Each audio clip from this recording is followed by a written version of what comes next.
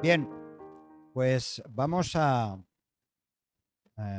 empezar hoy también una serie breve sobre un libro del Antiguo Testamento. Estaba revisando en el último año, hace un año, que estuvimos viendo para estas fechas más o menos el libro de Nahum. No sé si alguno de vosotros se acuerda de eso. Nahum. Bueno, pues esta vez vamos al libro de Joel. Joel. Suena un poco raro, pero es el nombre, Joel. Joel. ¿Y cómo es en ruso? Uy, il. Muy bien. Lo dices muy bien, ¿eh? Muy bien. Pues os invito a ir al libro de Joel. eh, pero antes vamos a tener una lectura en el libro de los Hechos de los Apóstoles. ¿Qué importancia tiene el libro del profeta Joel respecto al resto de otros libros? Hay muchos libros de profetas, ¿verdad? En nuestras Biblias. Pero ¿por qué en un sentido es especialmente importante el libro de Joel? Y cuando vemos que en el primer sermón de Pedro, en Pentecostés, Pedro hace referencia a tres citas bíblicas. La primera de ellas es la de Joel y las otras dos son citas de David. Así que vamos a tener la lectura solamente de Hechos capítulo 2, versículos del 17 al 21. Vamos a ver si esto sí, funciona. Bien. Hechos capítulo 2, versículos del 17 al 21. Es eh, una profecía que aparece en el libro del profeta Joel. ¿Vale? Lo vamos a leer. Hoy no vamos a meditar sobre este fragmento, nos tocará próximo día, pero para que veamos lo importante que este libro es en el plan o el proyecto, la revelación de Dios. Así que voy a pedir ayuda para que por favor leáis a partir de esta cita, a partir del versículo 16. 16. A ver si lo podéis. ¿Alguien por aquí ya puede leerlo? ¿Lo tenéis por aquí a mano? ¿Sí? Leer dos o tres versículos cada una entre las dos. Mas esto es lo que dicho por el profeta Joel. Bueno, dos o tres. Y en los postreros días, dice Dios, derramaré de mi espíritu sobre toda carne, y vuestros hijos y vuestras hijas profetizarán. Vuestros jóvenes verán visiones, y vuestros ancianos soñarán sueños. Y hasta sobre mis siervos y sobre mis siervas en aquellos días derramaré de mi espíritu y profetizarán. Y daré prodigios arriba en el cielo y señales abajo en la tierra, sangre y fuego y vapor de humo. El sol se convertirá en tinieblas y la luna en sangre, antes que venga el día del Señor grande y manifiesto. Y sucederá que todo aquel que invoque el nombre del Señor será salvo. Muy bien, gracias. Hasta aquí.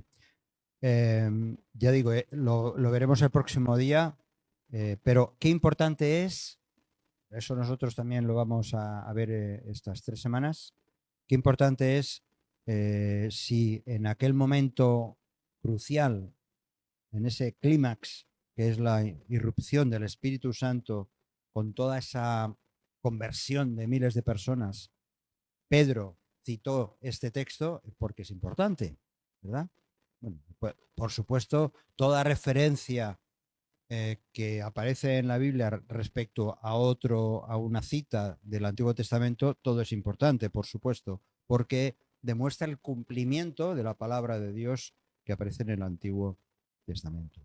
Ahora vamos a ver primero quién era Joel y cuál fue realmente el valor profético de su mensaje. ¿Sí? ¿Cuándo fue la última vez que leíste el libro de Joel?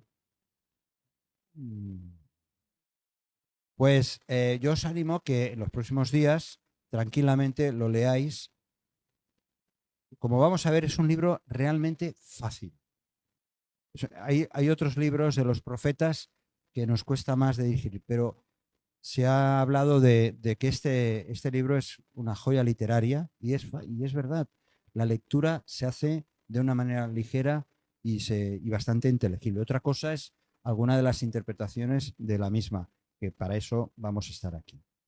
El autor, Joel, se identifica a sí mismo. Leemos, vamos al libro, vamos ahora a Joel. Ahora sí que os pido que guardéis, aquellos que tengáis Biblia en papel, que mantengáis, porque vamos a centrarnos en el libro, aunque también tendremos algunas citas del Nuevo Testamento.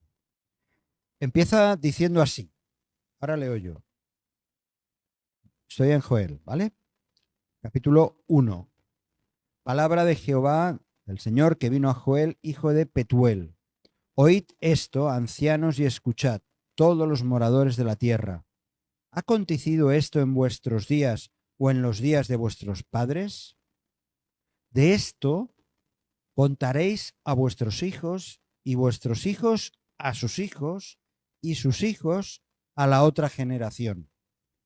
Lo que quedó de la oruga comió el saltón, y lo que quedó del saltón comió el revoltón, y la langosta comió lo que del revoltón había quedado. Lo encontraremos en todo esto. Despertad, borrachos, y llorad. Gemid todos los que bebéis vino a causa del mosto, porque os es quitado de vuestra boca. Porque pueblo fuerte e innumerable subió a mi tierra. Sus dientes son dientes de león y sus muelas, muelas de león. Asoló mi vid y descortizó mi higuera. Del todo la desnudó y derribó. Sus ramas quedaron blancas. Llora tú, como joven vestida de cilicio por el marido de su juventud. Desapareció de la casa del Señor la ofrenda y la libación. Los sacerdotes ministros del Señor están de duelo. El campo está asolado. Se enlutó la tierra, porque el trigo fue destruido. Se secó el mosto, se perdió el aceite. Confundíos, labradores, gemid, viñeros, por el trigo y la cebada, porque se perdió la mies del campo. La vid está seca, y pereció la higuera, el granado también, la palmera y el manzano. Todos los árboles del campo se secaron, por lo cual se extinguió el gozo de los hijos de los hombres. Ceñíos y lamentad, sacerdotes, gemid, ministros del altar. Venid, dormid en cilicio, ministros de mi Dios, porque quitada es de la casa de vuestro Dios la ofrenda y la libación. Proclamad ayuno, convocad a asamblea, congregad a los ancianos y a todos los moradores de la tierra en la casa del Señor vuestro Dios y clamad al Señor.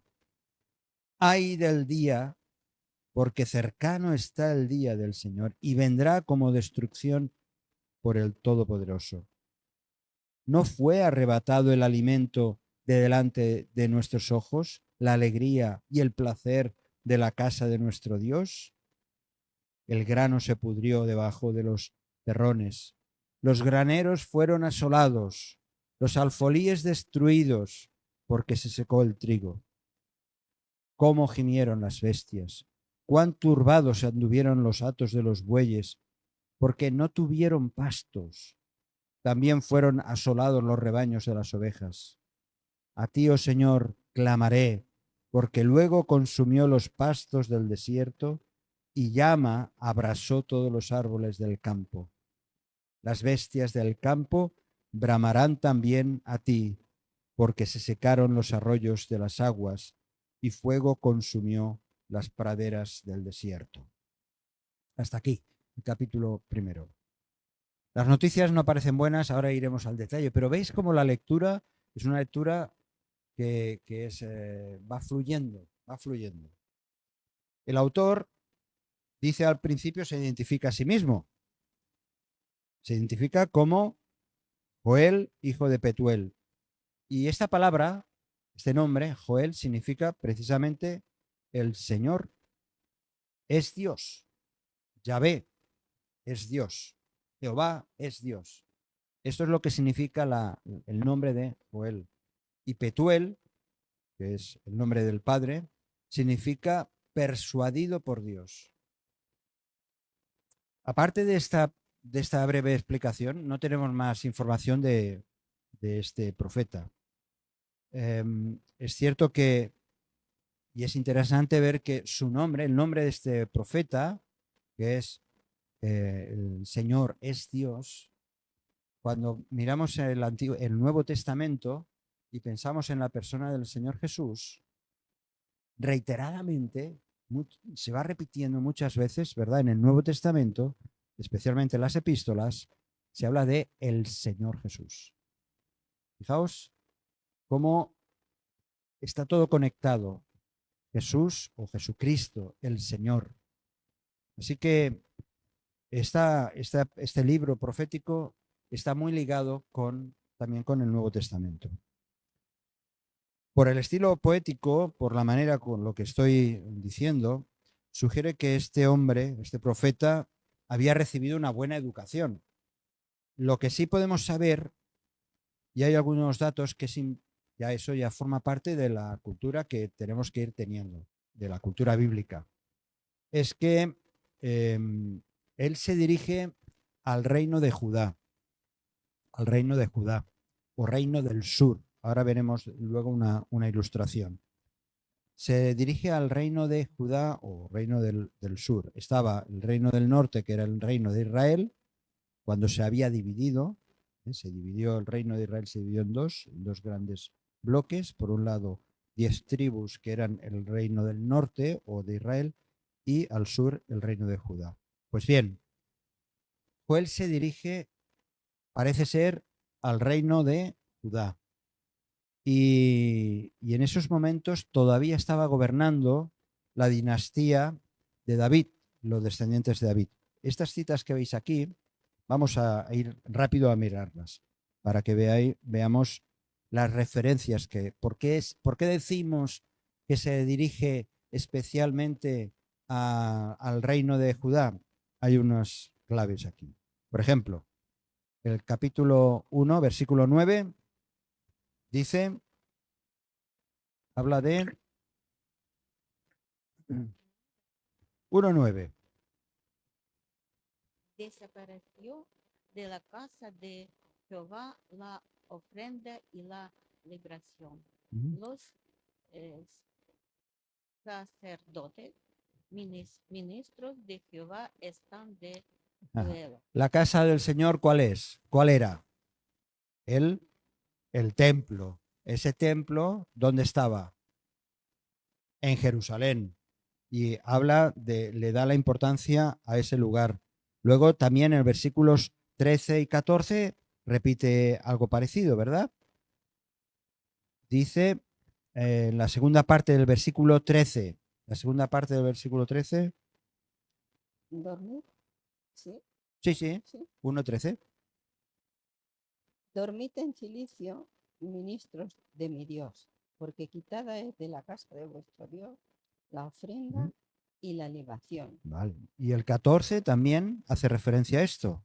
Proclamad ayuno, convocad asamblea, congregad a los ancianos y a todos los moradores de la tierra en la casa de Jehová vuestro Dios, y clamad a Jehová. En la casa del Señor. Luego también en el capítulo 2, versículo 1, habla del...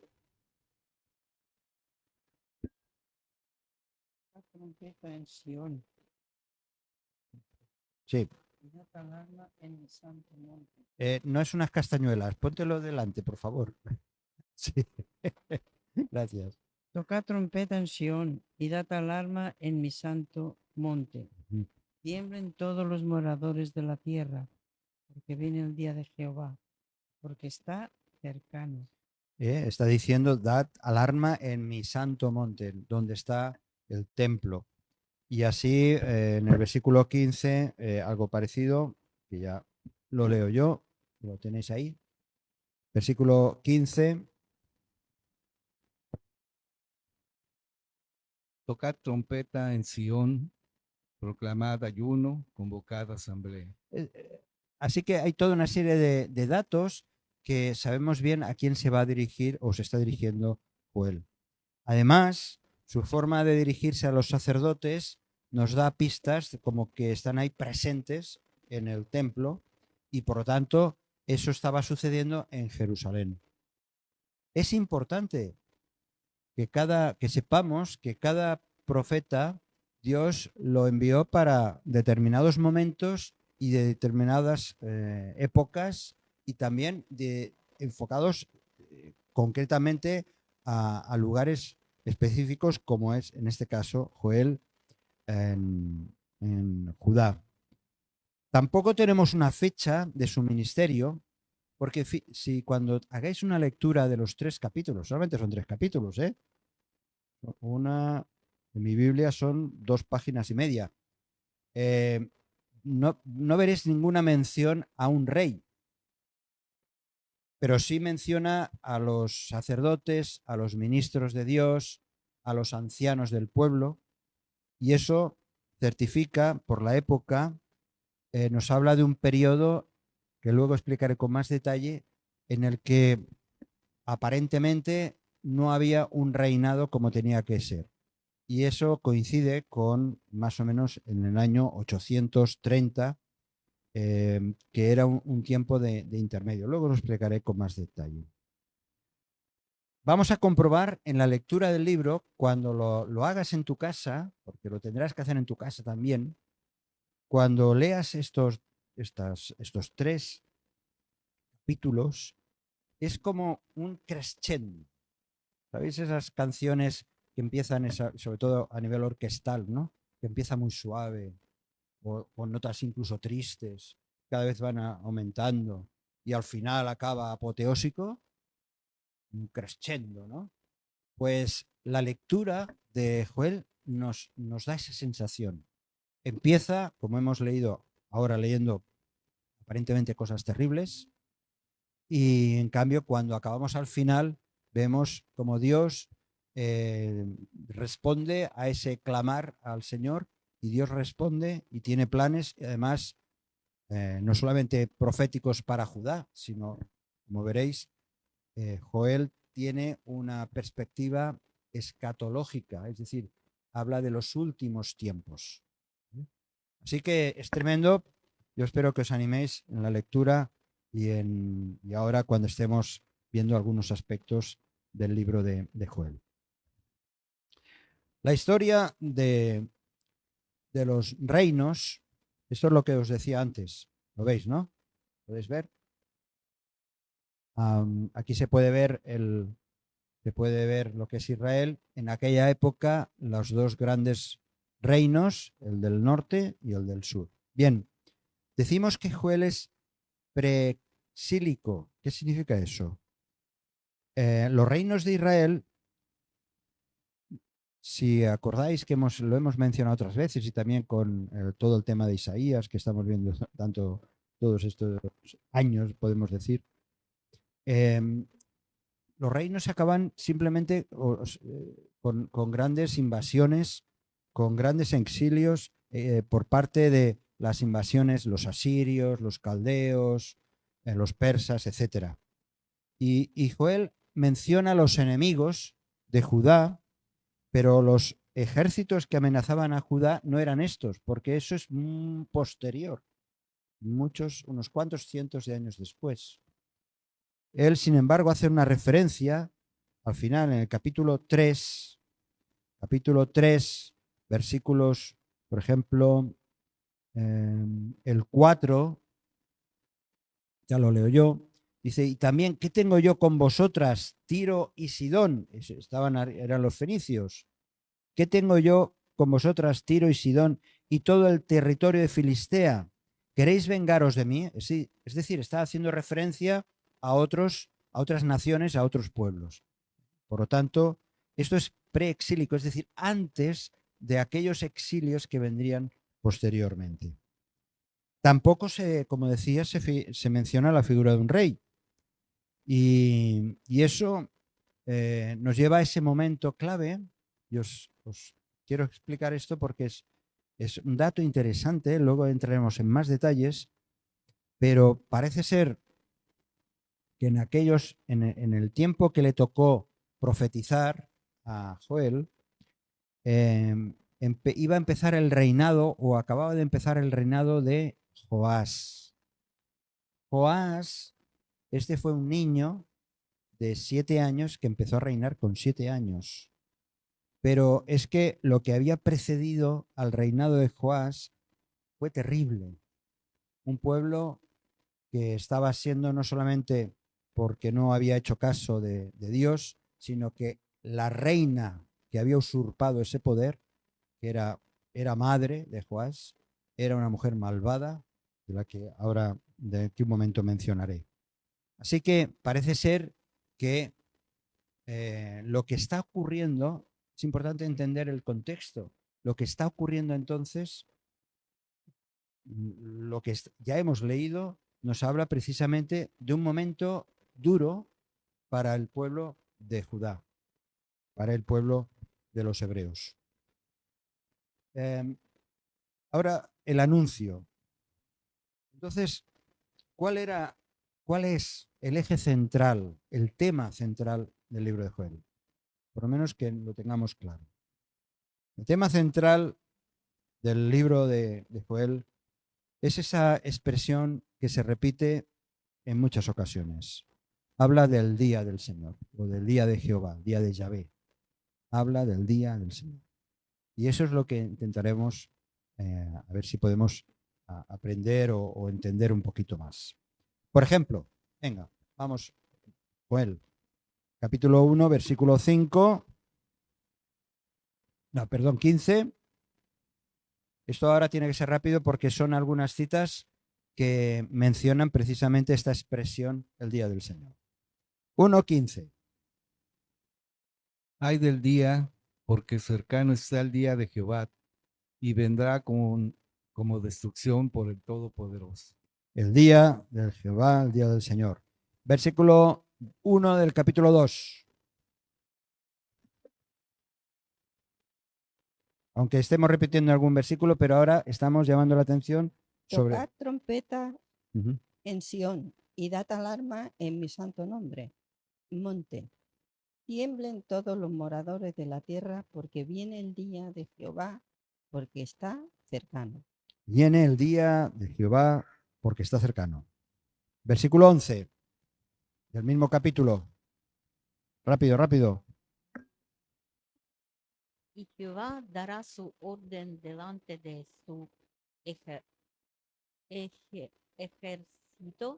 porque muy grande es su campamento. Fuerte es el que ejecuta su orden, porque grande es el día de Jehová y muy terrible. ¿Quién podrá soportarlo? Grande es el día del Señor. ¿Quién podrá soportarlo? Versículo 31 del mismo capítulo.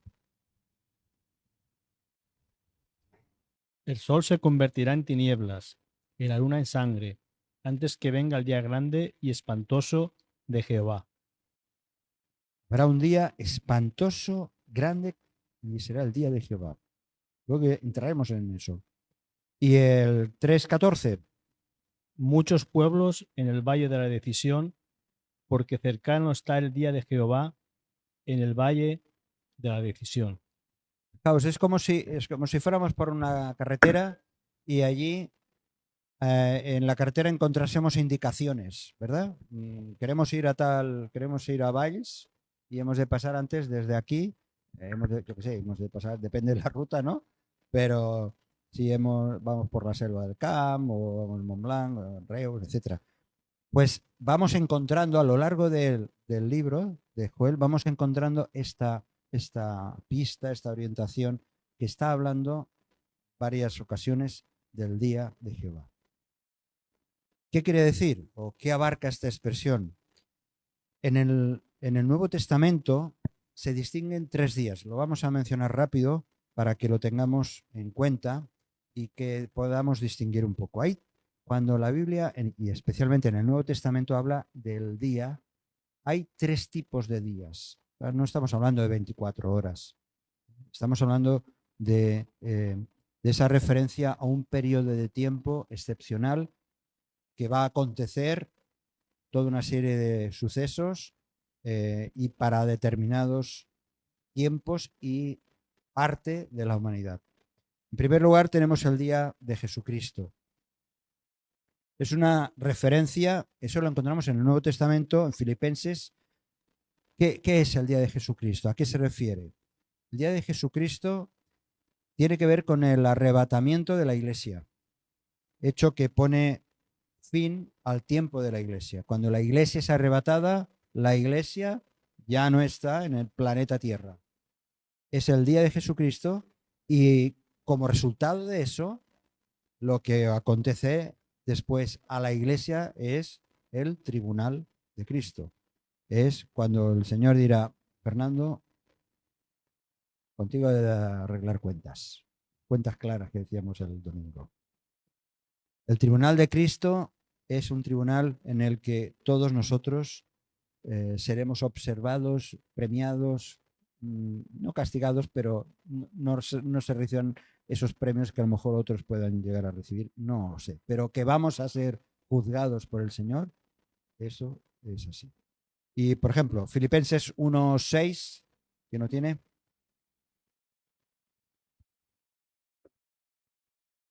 Estando persuadido de esto, que el que comenzó en vosotros la buena obra, la perfeccionará hasta el día de Jesucristo. Y ahora lee también el 10. El día.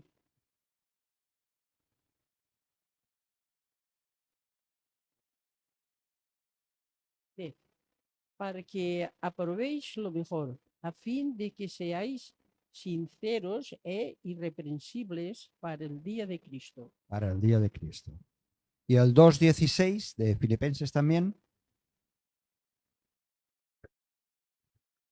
Manteniendo en alto la palabra de vida, para que en el día de Cristo yo pueda gloriarme de que no he corrido en vano, ni he trabajado en vano.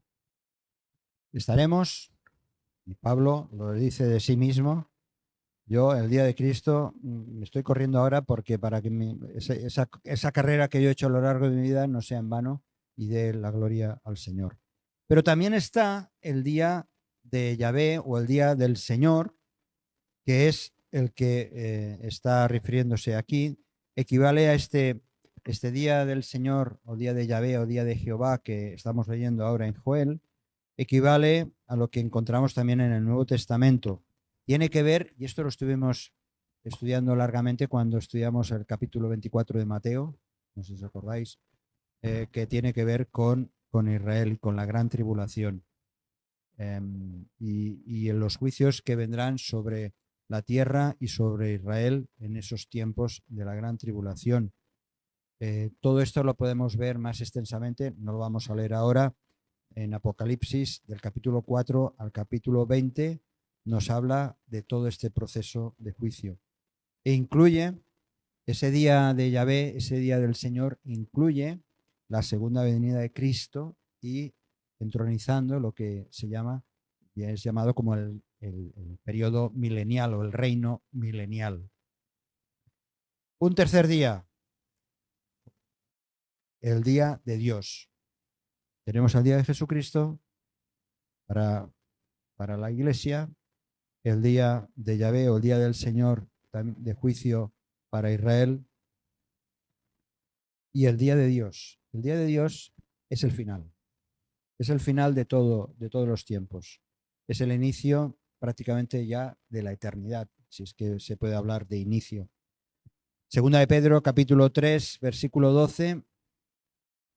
¿Quién lo tiene ahora, por favor? Ahí detrás. Ahí, Joan. ¿Lo tienes tú? Tú mismo. Esperando y apresurándoos para la venida del día de Dios, en el cual los cielos, encendiéndose, serán deshechos y los elementos, siendo quemados, se fundirán. Se ha acabado. Aquí ya, en el día de Dios, ya se ha acabado todo. Todo lo que en este planeta habrá estado ocurriendo por cientos, miles de años. El día de Dios. Así que, por lo menos para que tengamos una perspectiva, el día de Jehová que dice Joel, o el día del Señor, es por tanto una referencia a un tiempo futuro de juicio de parte del Señor, tanto sobre su pueblo Israel como sobre las naciones de la tierra, y que incluyen al final las bendiciones en el milenio. Así que por eso decimos que el libro de Joel tiene también este aspecto escatológico de los últimos tiempos, no solamente profecías para el momento. Así que vamos a ver muy rápidamente, hoy solamente el capítulo primero, lo hemos leído, pero ¿me estáis siguiendo más o menos? Sí. Yo sé que son conceptos que a veces no los conocemos bien o nos cuesta colocar en su sitio, pero qué importante es tener una perspectiva de la revelación del Señor. Vamos pues a ver algunos detalles del capítulo primero. En vuestras Biblias a lo mejor tenéis un título de estos que no son bíblicos porque los ha puesto el editor de la Biblia, pero a lo mejor tenéis, yo tengo en mi Biblia, devastación de la tierra por la langosta, ¿verdad? No sé si vosotros tenéis algún otro título. Pero los versículos del 1 al 4,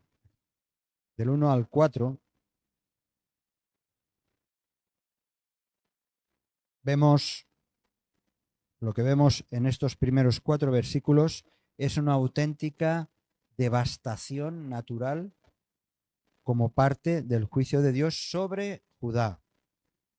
Lo está diciendo no en plan de que os va a venir, sino que está describiendo lo que ya ha venido. ¿Verdad que hay una diferencia otras veces en otros pasajes de los libros proféticos? Estos años de lo que hemos leído antes son años de disturbios, son años de devastación, también de transición. Y os explico un poco brevemente algo que, si queréis, es muy interesante. En el segundo libro de Reyes, capítulos 11 y 12, viene esta historia. Y es la historia, por resumirla mucho. Ocosías era el rey, reinó solamente un año y en una guerra, lo matan y entonces la madre, que es Atalía, ella asume el poder, pero lo asume por su propia iniciativa hasta el punto que mata a varios hijos e intenta matar al pequeño Joás, que tiene un añito, y la tía, que se llamaba, a ver si me acuerdo, Josaba, hermanastra de Ocosías, el que murió, coge al niño, lo lleva al templo, lo esconden en el templo y durante 6 años ese niño lo cuidan, Joás, es cuidado y es cuidado también por el sacerdote que vendría a ser el tío, Joiada, cada nombre, hasta que finalmente lo entronizan al niño, con 7 años lo entronizan, y este rey, Joás, y a la madre la castigan, le cortan la cabeza o la matan por todo lo mal que había hecho, y no solamente en la manera de querer ser reina cuando no le pertenecía para nada, y todo lo que ella hizo es ejecutada, por así decirlo, y Joás pasa a ser rey. Reinó durante 40 años Joás. Y dice la escritura, dice el libro de Reyes, segundo libro de Reyes, capítulos 11 y 12, que él hizo lo recto delante del Señor. Este niño que creció, que fue cuidado, regentado un periodo de tiempo por el tío, Josaba, él tuvo fueron años de esplendor en Judá. Esta es la historia, ¿vale? Ahora, antes de eso, ¿qué ocurre? En ese periodo que está Atalía, que las cosas van mal, entonces viene como castigo y juicio de parte de Dios, una sequía tremenda, y entonces aparecen esta devastación, esta plaga, que lo que hace es devastar totalmente toda la vegetación. Primero, ¿cómo funciona eso? Pues eso son las larvas que empiezan a comer, a comer, a comer, a comer. Esas larvas se transforman en langostas, ya empiezan a volar, a revolotear, a ir para allá, dejando los huevos, y así terriblemente eliminan todas las cosechas. ¿Y eso que produce? Hambre. Hambre, porque además el ganado tampoco puede alimentarse. Por lo tanto, es toda una cadena, ¿verdad? Toda una cadena. Terrible. Y eso es lo que estaba pasando. Me estaba acordando de una película muy antigua. Aquí los veteranos los acordaréis. Exacto. Cuando ruge la marabunta, que no eran langostas, eran una especie de hormigas o no sé qué, terribles, ¿no? También. Pues qué terrible es esto, ¿no? Y esto no es algo de historia del pasado, porque esto se ha dado en la historia, y especialmente en África se ha ido dando de manera seguida. Bueno, pues esto estaba así. La plaga tampoco era algo muy común que ocurriese siempre, pero fijaos que dice en el versículo 3, vamos a Joel capítulo 1, versículo 3, dice, de esto, la lección de lo que estáis viendo, de lo que estáis sufriendo, esto lo contaréis a vuestros hijos. Y vuestros hijos a sus hijos. Y sus hijos a la otra generación. Es tremendo de que los hijos tengan que contar esto, y que incluso aquellos que lo vivieron podrían decir a sus hijos que yo sobreviví a la plaga que hubo, y estoy aquí para explicártelo, ¿no? Muchas veces nosotros empezamos a contar a nuestros hijos o nietos o sobrinos, les vamos contando, mira, lo mal que cuando, no en mi caso, ¿no? No en mi caso, ¿no? Pero algunas historias que sí, aquí Kima y otros conocéis o habéis experimentado, o Mercedes, ¿no? Yo qué sé. Historias de cuando erais niños o niñas, las hambrunas que habían, las dificultades que había, ¿no? Y eso lo explicáis ahora como una especie de, qué bien que... Exacto, empiezan a decir, no me lo expliques, pero nosotros, si lo explicamos algo así, lo explicamos como algo ya pasado, pero sobrevivía a esa situación, ¿no? Pero lo puedes explicar. Y esa es la idea que Dios le está diciendo al pueblo. Lo vais a poder estar explicando porque es testimonio de que sufristeis esto, y como luego más adelante veremos, pues sobrevivisteis, y es testimonio de que yo estuve cuidando de todos vosotros. Hay un propósito, cuando dice esto en este versículo, hay un propósito de enseñanza. Todo lo que yo vivo lo tengo que compartir con mis descendientes, con las futuras generaciones. Sea bueno o sea malo, porque eso siempre enseña, siempre enseña. Bien, los versículos del 5 al 7, ya tenemos el plan, pero fijaos lo que dice, despertad borrachos, ¿verdad? Versículo, despertad borrachos y llorad, gemid, todos los que bebéis vino a causa del mosto, porque os es quitado de vuestra boca. O sea, ni siquiera puedes tomar vino porque te lo quito. Aquellos que tienen la adicción, ¿no? Ellos llegaron a ser un pueblo que todo su poderío quedó eliminado por unas langostas. Es un ejército feroz de insectos, destruyó las vides, las higueras, pero hay algo que es curioso que dice, porque, versículo 6, porque pueblo fuerte e innumerable subió a mi tierra, sus dientes, está hablando de las langostas y todo eso, ¿no? Asoló, dice, versículo 7, dice Dios, asoló mi vid. O sea que Dios reconoce que eso me pertenece y yo he permitido que ocurriera todo eso, pero me pertenece a mí, a pesar del juicio.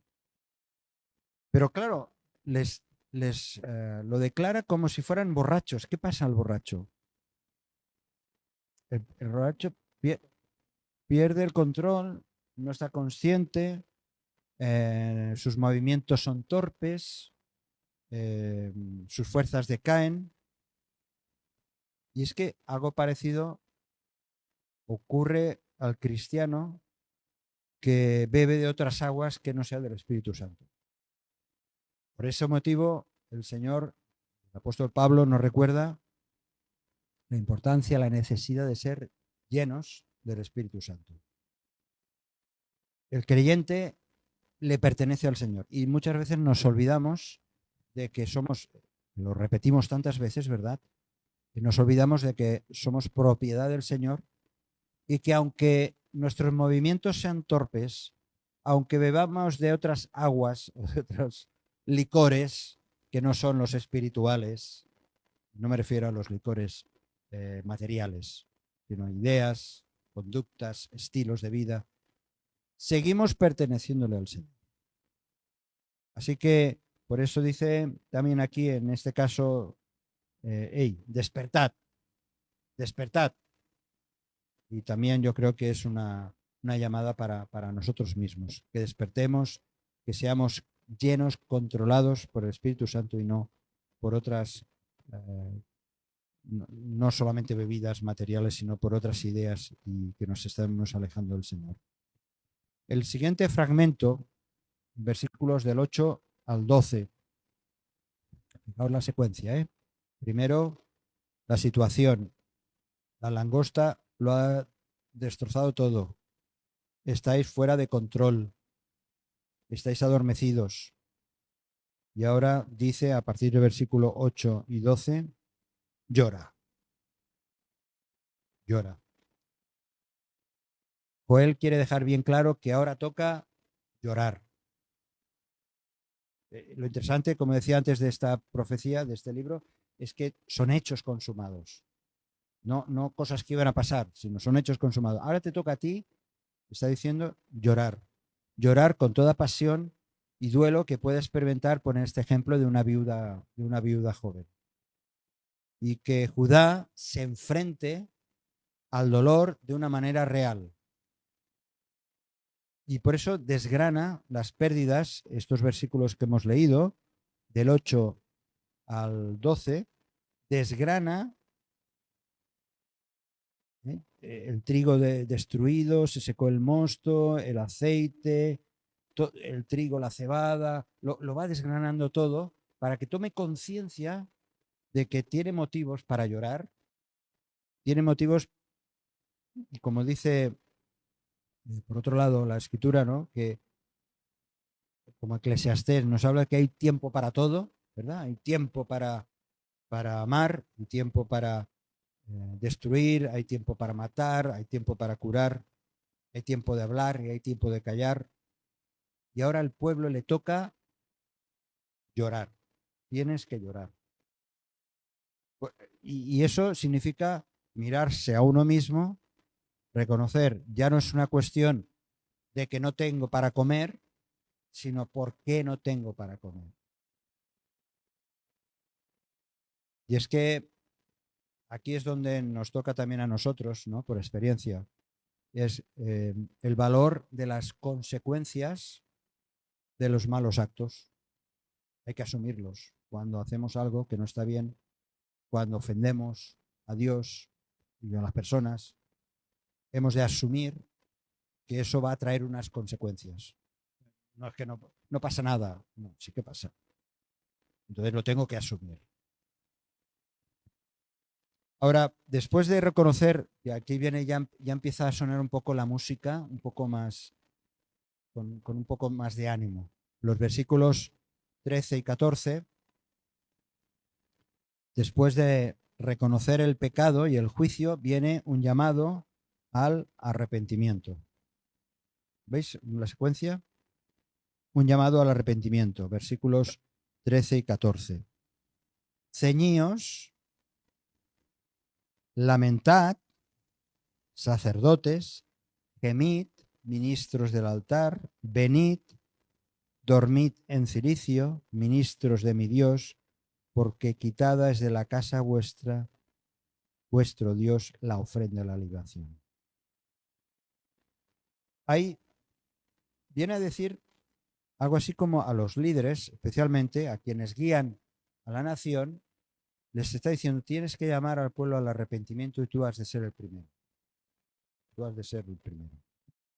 Y les dice, la idea esa es de que para que eso suceda hay un programa, por así decirlo. Hay que dar unos pasos para ese arrepentimiento. Y quedan tan claros estos pasos. Dice, fijaos, lo veis en el versículo 14, proclamad ayuno. Es decir, que el volverse a Dios sea tan importante que el comer no lo sea. Hasta ahora, la falta de comida por la hambruna es lo más importante. Bueno, pues fíjate, ahora tienes que proclamar ayuno. Peor todavía, pero ahora ya no es una cuestión de que no tengo que comer, sino que ahora voluntariamente no quiero comer porque quiero centrarme en Dios. Proclamad ayuno. Convocad asamblea, que se reúnan todos, asambleas todos, para que sea el pueblo, no solamente los sacerdotes, sino todo el pueblo que se arrepienta. Congregad a los ancianos. Los líderes del pueblo deben tener prioridad, ser parte del arrepentimiento, no aquello de, no, vosotros sois el pueblo, nosotros somos la élite. No, formamos parte de. ¿Y dónde? Pues en la casa del Señor, vuestro Dios, que fueran a un lugar específico, al templo, donde deberían juntos encontrarse con Dios. Y finalmente, ¿qué tocaba? Una vez que hay arrepentimiento, todos, sin excluir a nadie, incluyendo todo el liderazgo, clamar al Señor. Simplemente clamar a Dios confiando que Él responderá con misericordia. Es un buen programa, ¿no? Es un programa que podemos repetir, que se puede repetir a través de los siglos y en la iglesia. Aunque este versículo diríamos, no, esto no es para la iglesia porque esto es para Judá, Jerusalén, etcétera, etcétera. Pero esto es algo que también nosotros podemos sacar una lección de todo esto y aplicarlo. Bien, voy acabando. La última parte, de los versículos 15 al 20, pues aparece, como hemos leído, ya aparece aquí el día del Señor, el día de Jehová. Es el tiempo de Dios. Después de todo este proceso, de la situación que se ha vivido, de lo que tenéis que hacer para clamar a Dios, ahora le toca el tiempo a Dios. Nosotros tenemos nuestro día y Dios tiene su tiempo. Dios tiene su día. Es cierto que en un sentido profético y universal, que esto lo veremos en los próximos días, el día del Señor se cumple, recordad, se cumple cuando Jesús regrese por segunda vez, regrese con gloria y la iglesia sea arrebatada. Pero en un sentido temporal y local tiene que ver con Judá. Es lo que hemos dicho otras veces de profecías, aquellas profecías que tienen un cumplimiento cercano, pero algunas de ellas también tienen una proyección escatológica o de futuro. Y Joel describe con detalle Es cierto que describe con detalle esta sequía devastadora, el grano podrido, no hay pastos, los rebaños están asolados. Todo eso afecta a las tierras de Judá. Incluso habla de que la tierra seca. Sí. Vamos a mantenerlo eso. Al final, el versículo 19. Versículo 19. ¿Lo podemos leer todos a la vez, por favor?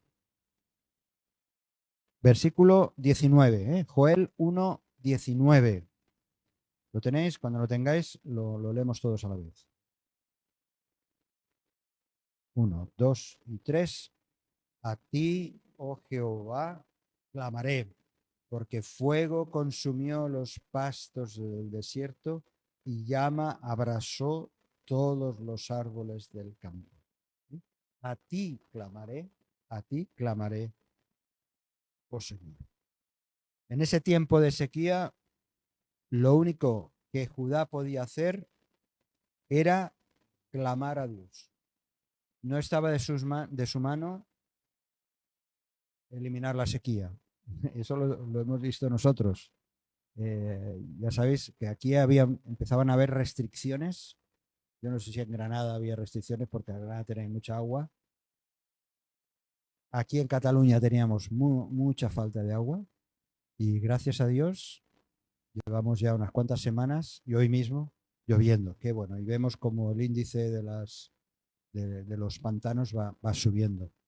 Pero nosotros no podemos hacer llover. Solo es Dios el que tiene el poder de hacerlo. Solo es Dios en su misericordia. Y eso es una lección también para nosotros, no por la cuestión de la lluvia. No estaba en las manos de Judá arreglar el problema. El único que puede arreglar el problema de nuestras vidas, de las naciones, es Dios. Y Dios lo único que nos pide es que no miremos a otro lado, sino que le miremos a Él. Miremos a Él. Y para acabar, hay una situación que se le dio al Señor Jesús en Lucas. Vamos al Evangelio de Lucas, capítulo 13. Una historia. Lucas, capítulo 13, versículos del 1 al 5.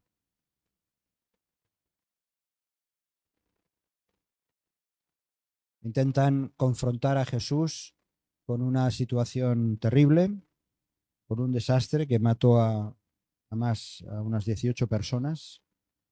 Le intentan confrontar a él y Jesús da una respuesta. Vamos a leerlo. ¿Lo tienes, Encarna? ¿Puedes leer tú, por favor? Versículos del 1 al 5. En este mismo tiempo estaban allí algunos de los que le contaban acerca de los galileos, cuya sangre Pilato había mezclado con los sacrificios de ellos.